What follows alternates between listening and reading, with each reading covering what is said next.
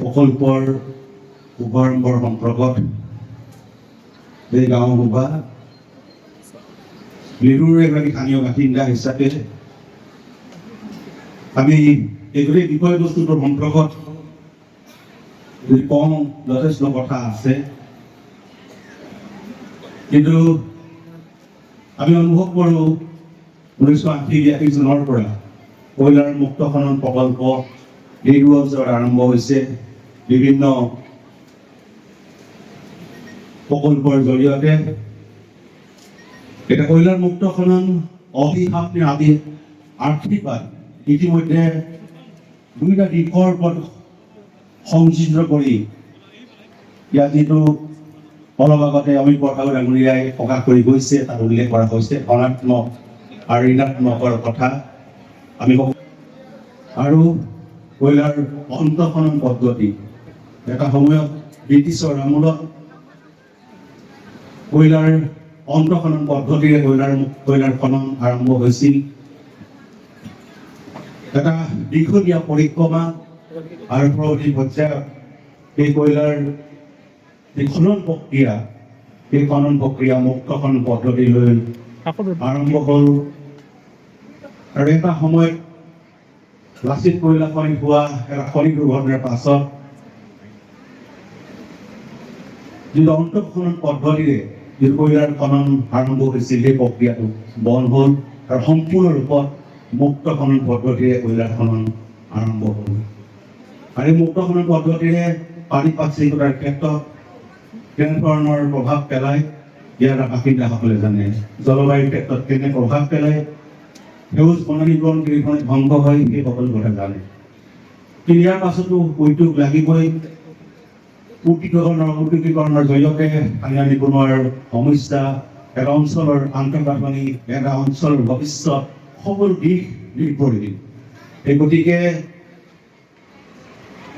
ইয়াৰ পাছক্ৰিয়াৰ কথা জানিও, এই মুক্ত খনন অভিশাপ বুলি জানিও সকলোৱে ইয়াক গ্ৰহণ কৰিলে আৰু পৰৱৰ্তী পৰ্যায়ত ইয়াক গ্ৰহণ কৰি আহিছে।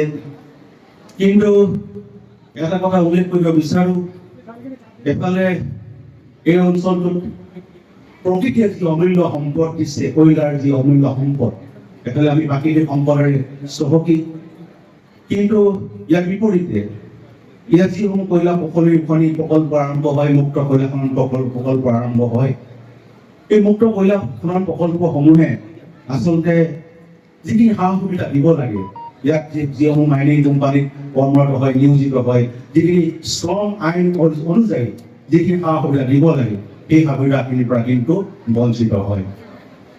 শ্ৰম আইন অনুযায়ী এজন শ্ৰমিকৰ শ্ৰমৰ সময়সীমা 8 ঘণ্টা থাকে, কিন্তু মাইনিঙৰ কৰ্মচাৰীসকলে 12 ঘণ্টা শ্ৰম কৰিব লগা হয়। কিন্তু সেই অতিৰিক্ত শ্ৰম কৰাৰ পাছত তেওঁলোকে যিখিনি পাবলগীয়া সা সুবিধা, এই সা সুবিধাখিনিৰ পৰা বঞ্চিত হয়। গতিকে মই ভাবোঁ এটা প্ৰকল্প হ'লেই নহ'ব, এই প্ৰকল্পৰ দ্বাৰা স্থানীয় যুৱকসকল, স্থানীয় নিবনুৱাসকল, স্থানীয় লোকসকল, স্থানীয় অঞ্চলটো আচলতে উপকৃত হ'ব লাগিব। তেওঁলোকে জীৱন নিৰ্বাহ কৰিবৰ কাৰণে, ঘৰখন চলাবৰ কাৰণে, ঘৰখন চলাব পৰাকৈ তেওঁলোকে সেই শক্তি সঞ্চাৰ কৰিবৰ কাৰণে আচলতে সেই সা সুবিধাখিনি তেওঁলোকক দিব লাগিব। এনে পৰিৱেশ পৰিস্থিতি হয়, মাইনিং চলে, 2টা বছৰ 3টা বছৰ পাছত বন্ধ হৈ যায়, আকৌ সেই নিবনুৱাসকলে জীৱন সংগ্ৰামটো আৰু অধিক কঠিন হৈ পৰে। তেওঁলোকে হয়তো কোনোবাই বৰ্হি ৰাজ্যলৈ কাম কৰিবলৈ যাব লগা হয়, কিছুমানৰ বয়স ঘটিয়াই যায়, তেওঁলোকে কৰ্মসংস্থাপন হৈ পৰে, এটা অৰ্থনৈতিক অনিশ্চিত জীৱন যাপন কৰিব লগা হয়। গতিকে এই দিশখিনি কিন্তু মই ভাবোঁ উত্তৰ পূব কয়লা ক্ষেত্ৰই লক্ষ্য কৰিব লাগিব। মই অলপ দিনৰ আগতে উত্তৰ কয়লা ক্ষেত্ৰৰ এবাৰ বিষয়ে কথা পাতিছিলোঁ। তেখেতে প্ৰকাশ কৰিছিল যে 2022 চনৰ পৰা এই যিটো উত্তৰ পূব কয়লা ক্ষেত্ৰ ব্যাপক হাৰত ক্ষতিৰ সন্মুখীন হৈ আহিছে। বছৰি প্ৰায় 80 কোটি টকা ক্ষতিৰে এই উত্তৰ পূব কয়লা ক্ষেত্ৰ চলি আছে। বছৰি মাত্ৰ 2 লাখ টনহে কয়লা উৎপাদিত হৈ আছে। গতিকে এনে এটা পৰিৱেশ পৰিস্থিতিৰ মাজত এই শতবৰ্ষ বৰকা উদ্যোগটোৰ ভৱিষ্যতৰ খাতিৰত আমাৰ সকলোৰে দায়বদ্ধতা আছে। যেহেতু এইটো অঞ্চলত উত্তৰ পূব কয়লা ক্ষেত্ৰ যদি নাথাকে, এইটো অঞ্চলত যদি এই কয়লা খনি নাথাকে এইটো অঞ্চলৰ উদ্যোগীকৰণ এটা ডাঙৰ ভূমিকা কৰিব। এইখিনিতে এটা কথা উল্লেখ কৰা হৈছিল, মই কিছু সময় পূৰ্বে আচলতে লক্ষ্য কৰিছিলোঁ যে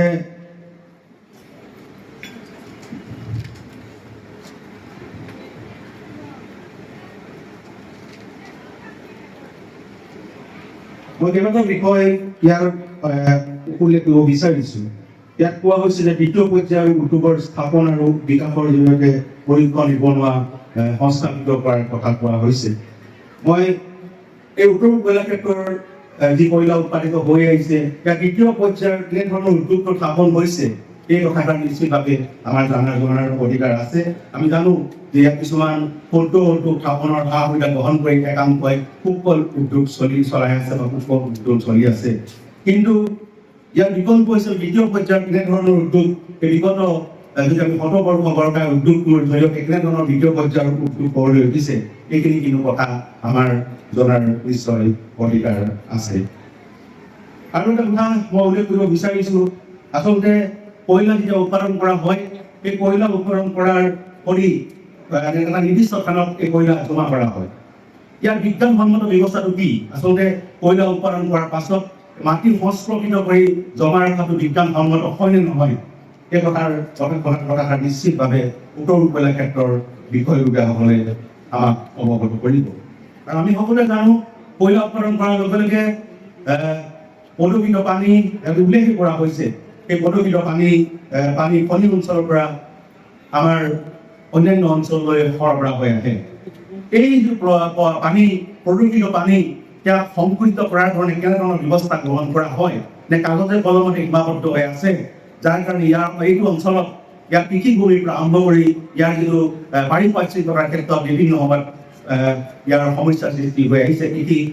কৃষিৰ মাটিৰ যি উৰ্বৰতা শক্তি হেৰুৱাৰ পৰা আৰম্ভ কৰি জীৱ জন্তুৰ ক্ষেত্ৰত যথেষ্ট ভাবুকিৰ সৃষ্টি হৈ আহিছে।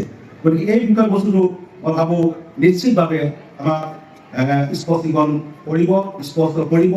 আৰু লগতে যিটো বনানীকৰণৰ কথা কৈ অহা হৈছে, আমি প্ৰতি বছৰে জানো যে উত্তৰ কয়লা ক্ষেত্ৰই বনানীকৰণ কৰে, কিন্তু আমি কেনেধৰণৰ বনানীকৰণ কৰে সেয়া আজিও আমি স্পষ্ট নহয়।